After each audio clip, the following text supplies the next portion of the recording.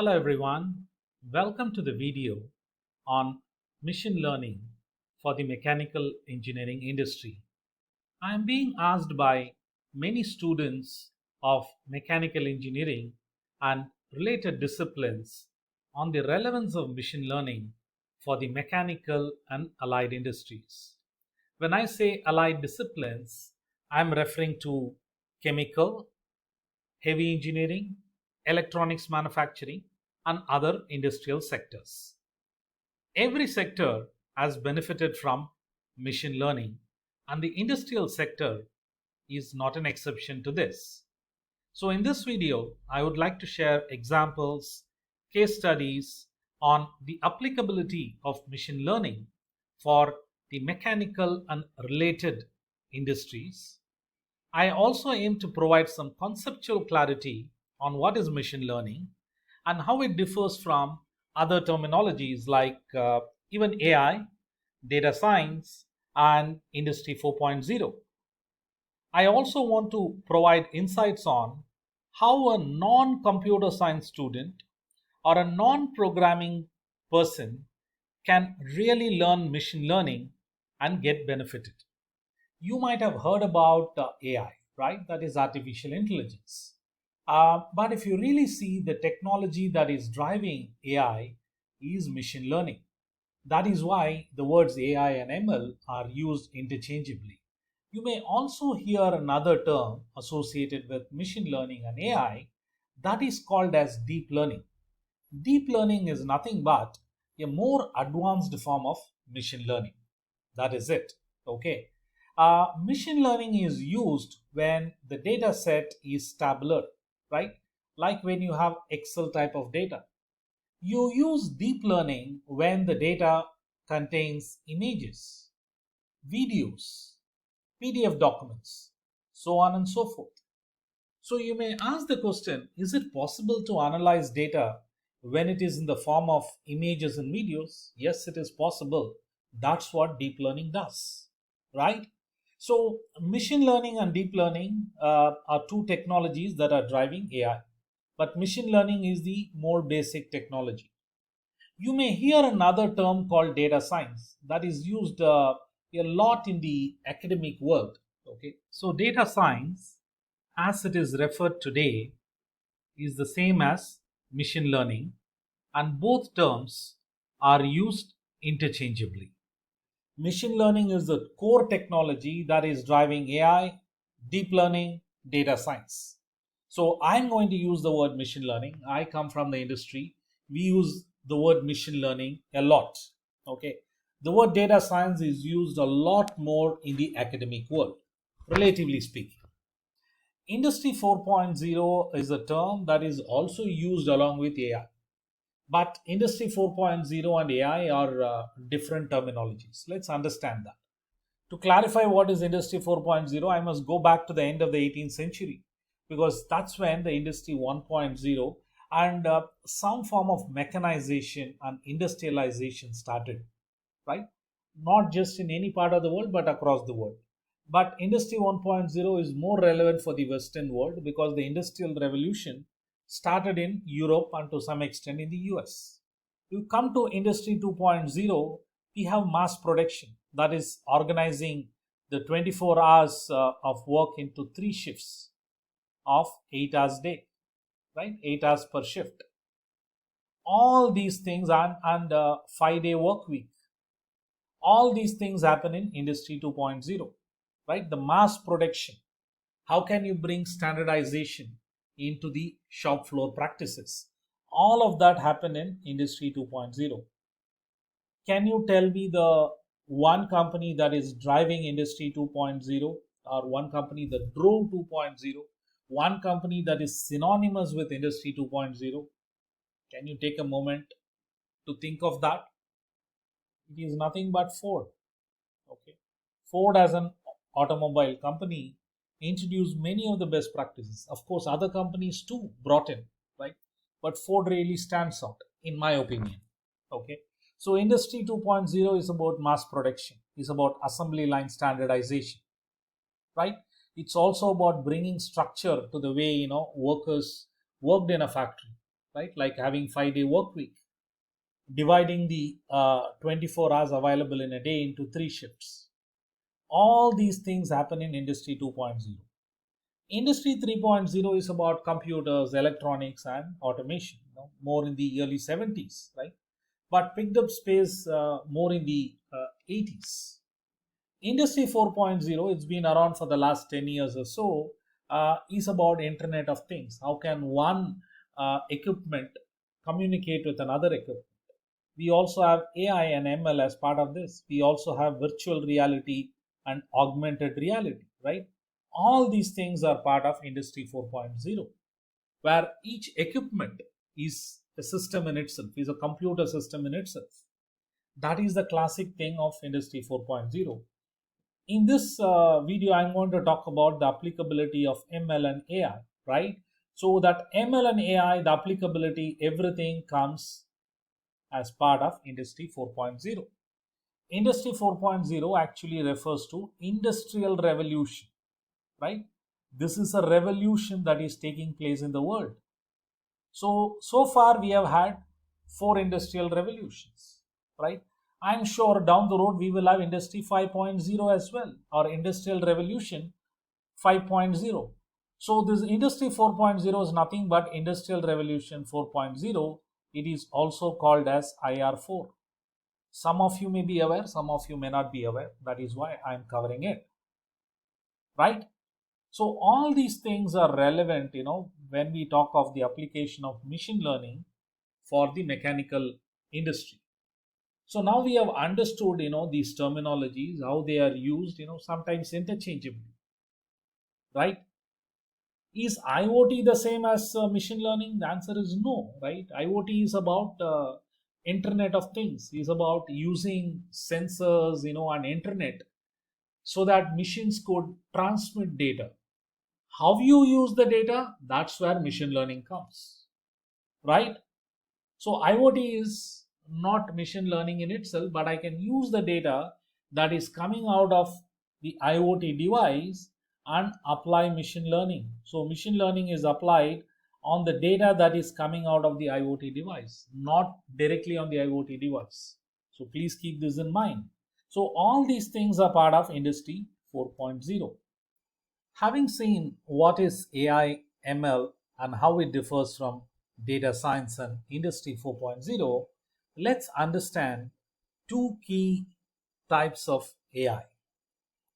Before introducing those 2 types, I want to ask you a question.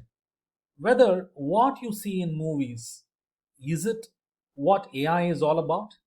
After all, we see robots and huge entities that behave like humans, right? Is it what AI all about, or is it something else? If you really see, what you see in movies is actually known as strong AI, okay? And what we are applying in the world of business is known as weak AI. Strong AI, we are talking about AI systems that are like humans. It can think like humans, it can reason like humans. We are not there yet. Maybe it will take another 100 years for us to reach that space. What we are talking about when we say AI and ML in industry is weak AI. Don't think this weak AI is really weak. It is only to distinguish between strong AI that we call the current form of AI as weak AI. Weak AI, we operate through what is known as pattern recognition. We try to identify patterns. Let's say if you are developing a system to detect diseases, there is a pattern for people with diseases and there is a pattern for people without diseases. So pattern recognition is the first thing that happens when you are developing a machine learning application. So the pattern recognition way of solving problems in a machine learning application is known as weak AI, and this is the current state of AI, and this is the dominant mode of AI today. As I said, what you see in movies where robots behave like humans, we are not there yet. That is known as strong AI. We are researching about it. We do not know when we will reach that stage. Maybe 50 years, maybe 100 years, we may not reach that stage also, right? But where we are today, where we are applying, it's all about weak AI. And that's what we are going to talk about. So the examples that I'm covering is all about weak AI. As I said, and let me repeat this, as I said, weak AI is not really weak. It's only to distinguish that we are calling the current mode of AI as weak AI. With weak AI itself, we are solving very many problems in the industry. I talked about disease prediction. We are going to see shortly about examples in the mechanical industry. One area where machine learning is widely applied in the mechanical industry is predictive maintenance. When I say mechanical industry, I'm referring to the broader engineering industry. It could be a automobile industry, it could be a process industry, it could be heavy engineering, it could be electronics manufacturing, right? Manufacturing of electronics. All of this, or electrical industry, all of this, I'm collectively calling this as manufacturing or mechanical engineering industries, right? The concepts of mechanical engineering are very much applicable in all these industries. What you are seeing on your screen, this is known as a cooling tower. A tower like this, if it fails, a cooling tower is a critical component, right? The factory will have to stop working. I'm sure there will be redundancies, but if let's say two cooling towers fail, the redundancy may not be sufficient. The factory may not be able to produce the goods. How can we prevent it? We do periodic maintenance of different parts on the overall tower itself. What if I can predict? That is where predictive maintenance comes. It is like you have an automobile, it could be a two-wheeler or a four-wheeler, right? You are using that to go to office or to college or to meet important people for important meetings. Let's say you are about to leave home, for an important meeting, and the vehicle, is not starting. The vehicle is having a breakdown. How badly you feel, right? What if I can tell beforehand that the vehicle is going to fail next week, next Tuesday or next Wednesday? What will you do? You will definitely at least open the bonnet and see what is going on in your vehicle, right? Or you may take it to a mechanic, you may take it to a service center. So you do certain activities, right? That is the possibility that predictive maintenance offers. Predictive maintenance is done using machine learning. We are able to tell when a particular machine is going to fail.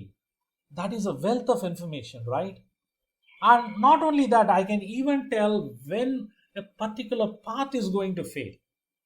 That is the power of predictive maintenance. For all of that, you need data. You need data like the temperature, pressure, vibration, and so many details that can be gathered from this equipment. But how I use that data, that is where machine learning comes. You can use simple Excel, simple graph, and say that something is not going wrong and all that. But predictive maintenance is about predictability. Is about making intelligent use of the data that is available to me. So that is where predictive maintenance comes. I use all the data, all the information that I get from the equipments, right? And I predict the future, because a key aspect of machine learning is about predictability, right? A key aspect of machine learning is about predictability. So that is where machine learning, can play a big role, right? It is playing a big role in many companies, because as I said, if your critical equipment fails, you have to shut down the factory, right? For a limited time, until the critical equipment is up and running. That is where predictive maintenance can make a big difference. Before looking at other examples, I want to take a moment to explain how the pattern recognition really helps in machine learning. Remember, pattern recognition is the way machine learning problems are solved, and that's the dominant mode of AI today. So, in predictive maintenance scenario, how will this pattern recognition work? So, in predictive maintenance, there are two aspects that we are interested in. We are interested in when machine will fail and when the machine will work well, right? That is without any failures. So there are two states that we are interested. So for these two states, there will be certain patterns. When I say patterns, I am referring to values of temperature, pressure, vibration, speed, and any other parameter that you can measure for your equipment. So certain set of values will correlate to machine failing, and a certain set of values will correlate to machine working well. So machine learning will uncover the set of values and the set of patterns. And all these things are detected or inferred in the form of a mathematical equation. Right? This is how the world of machine learning operates.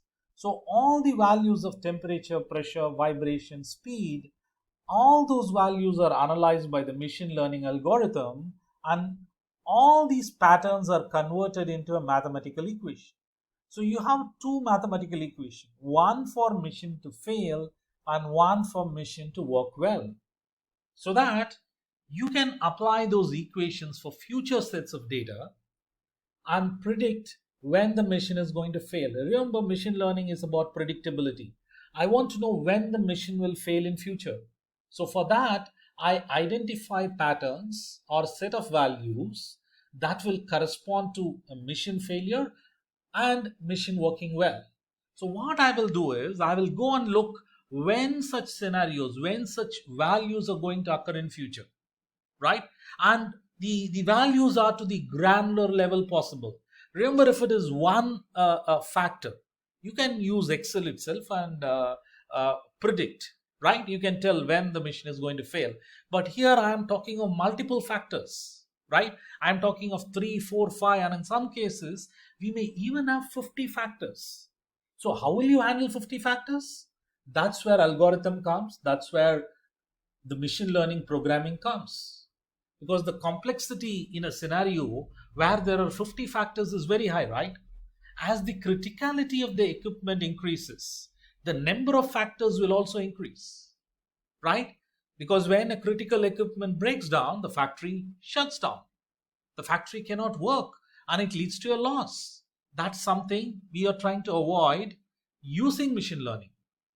We are applying machine learning to predict when an equipment is going to fail.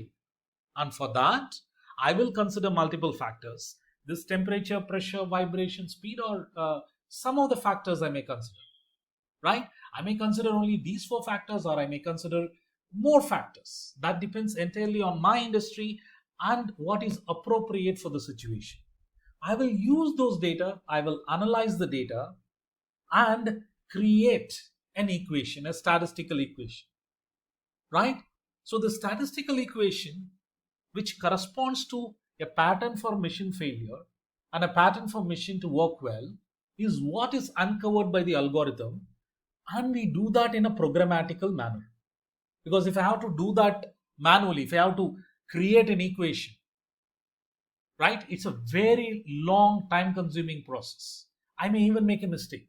Rather, I will let the program create the equation for me, identify the pattern for me.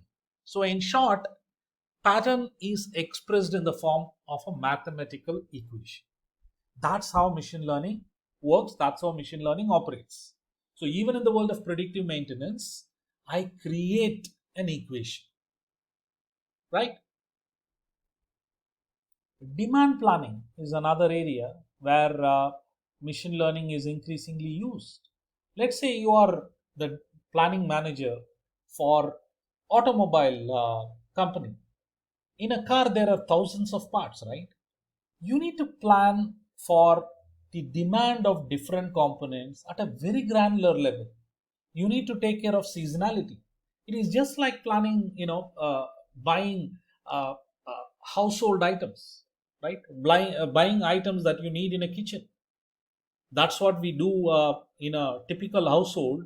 The same thing is done at a very complex, at a larger scale in a manufacturing organization. So demand planning is a very complex exercise that has got huge implication in terms of cost and customer satisfaction. If the particular part is not available, The component cannot be manufactured, right? If you overstock a particular component, there is a cost implication. So, demand planning is a very big area where machine learning is used. The other area is in finding mistakes or faults in products that are produced by the assembly line. In products, in faults that cannot be found out by the visual inspection. Sometimes some of the faults cannot be found by just by visual inspection. You have to monitor it closely. In all such areas, deep learning is used. I mentioned earlier that deep learning is about analyzing images, analyzing videos. The product that comes out of the assembly line, right? The product that comes out of the assembly line, you take it through a scanning image, right? A scanning system, or you take a picture. So the image is analyzed using a deep learning application. Image is analyzed for faults, right? It could be an airline crack that a visual inspection cannot find out, right? So that is where deep learning is hugely relevant and applicable. So the product comes out of the assembly line, the product is scanned, or you take a picture, right? Whichever works for you, and that image is analyzed by a deep learning application, and it can classify whether the image is good or bad, right? Whether the defect is there or not. And it can happen in real time too, right? If you have a good tagging mechanism, right, you can add the reference number of the product that is produced to the image. You can do this post facto too. You can either do it in real time, or you can do this as a post facto. That is possible with a solid deep learning application. That is the power of AI, ML, and deep learning for you. Defects that cannot be produced, that cannot be identified by naked eyes, that can be found very easily by a deep learning application, right? So far we have covered about what is AI, what are the different terminologies that are used interchangeably with AI. We also saw how the world of machine learning works, and we saw some examples relevant to the mechanical and related engineering disciplines. After all this, you may think that it is very difficult for mechanical engineering and non-programming students to really learn machine learning. Well, I would like to differ strongly from it. That is because of the evolution that is happening in the programming industry itself. Don't think that automation is happening only in manufacturing and in some service industries. Automation is happening even in the computer industry, that is at the forefront of driving automation in other industries. What do I mean by automation in programming industry? If I have to develop an application some 20-25 years back, when I started my career, I have to possibly write 10,000 lines of code. Now I can write the same set of the same application using just 500 lines of code. I am talking of the low code scenario. We have even moved over from low code to no code. Yes, I am talking of zero code. You can deploy applications without writing a single line of code. And this evolution is impacting the world of machine learning also. Yes, you heard me right. You can use machine learning programming related aspects without writing a single line of code. That is because of the changes and evolution that is happening in the programming industry. AutoML is about deploying and developing machine learning applications without writing any code. All the examples that I have covered earlier, all of them can be developed by mechanical engineering students, by students who don't like programming, not necessarily students, even other practitioners, right? You are a planning manager in a automobile company. You may not like programming. You can use the AutoML approach and deploy a machine learning application that will improve your job. That is very much possible thanks to AutoML. So AutoML is basically about developing machine learning applications without writing a single line of code. There are a lot of tools available in the market for AutoML, but I will recommend the tools from AWS, Google, and Microsoft, right? Few of them are very cost effective, and you can learn to develop and deploy a machine learning application without writing a single line of code. But you must know the concepts, right? It is like you are being given a mission to operate. You must know what that machine is capable of. You must know how to operate. So that level of knowledge is needed before you can start using AWS or Google or Microsoft's Power BI, right? So this is a huge step. I definitely encourage mechanical engineering and allied disciplines students, practitioners in these industries, and people who don't like programming to use the AutoML approaches to learn machine learning and to deploy machine learning in your area of work, right? So that's what I wanted to cover, and I wish you the best of luck.